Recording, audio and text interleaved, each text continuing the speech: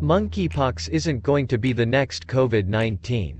But with the outbreak having bloomed to thousands of infections, with cases in nearly every state, on August 4, 2022, the U.S. declared monkeypox a national public health emergency. One reason health experts did not expect monkeypox to become so widespread is that the U.S. had previously approved 2 vaccines for the virus.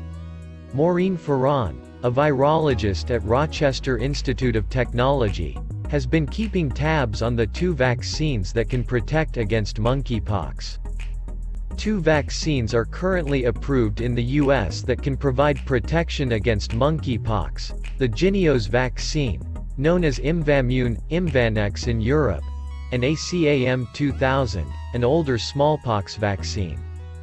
The Jynneos vaccine is produced by Bavarian Nordic, a small company in Denmark.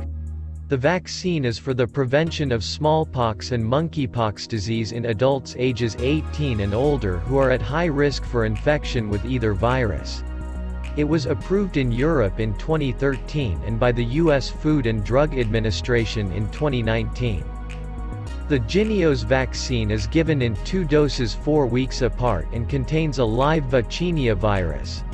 Vaccinia normally infects cattle and is a type of pox virus, a family of viruses that includes smallpox and monkeypox. The virus in this vaccine has been crippled, or attenuated, so that it is no longer able to replicate in cells. This vaccine is good at protecting those who are at high risk for monkeypox from getting infected before exposure and can also lessen the severity of disease post-infection. It is effective against smallpox as well as monkeypox.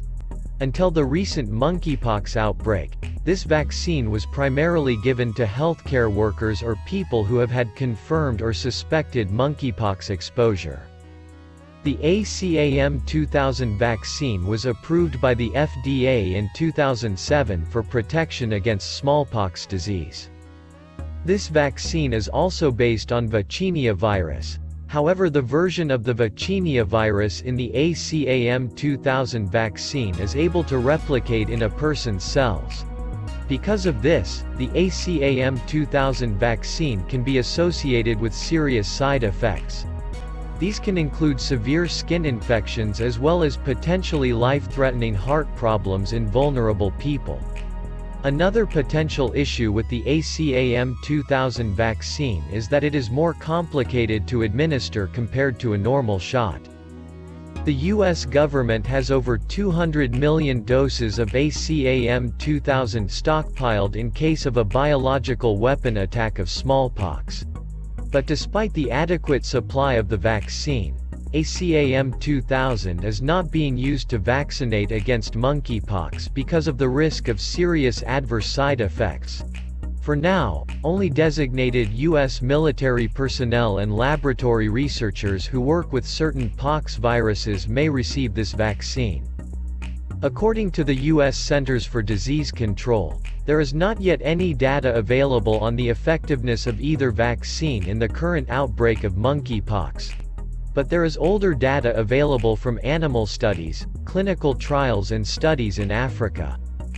A number of clinical trials done during the approval process for the Jynneos vaccine show that when given to a person, it triggers a strong antibody response on par with the ACAM2000 vaccine.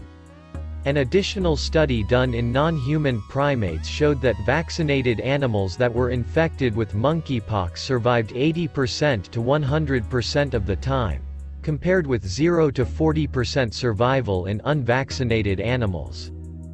Another use of the Jynneos vaccine is as a post-exposure prophylaxis, or PEP, meaning the vaccine can be effective even when given after exposure to the virus.